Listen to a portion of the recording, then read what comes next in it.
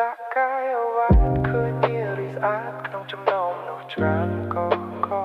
អូយមើលសម្រស់នាងវិញឡើងខ្លោះដូចផ្លែទឹកដោះពីចោះចេញសអូនជន់ទឹកដី legendary មានទំនុកទុកតែងខ្លួនបែបអាស៊ីបើមិនប្រកាន់ប្រសំដីត្រឡាន់នាំស្រីកំណាត់ទៅមើលប្របីនាងបរទេសបកចេញពីគេជាមួយនឹង style កាលីបស្រុកគេបងនេះមិនស្ដាយឲ្យតែអូនសប្បាយ stay with me tonight នៅឯស្រុកខ្មែរអូ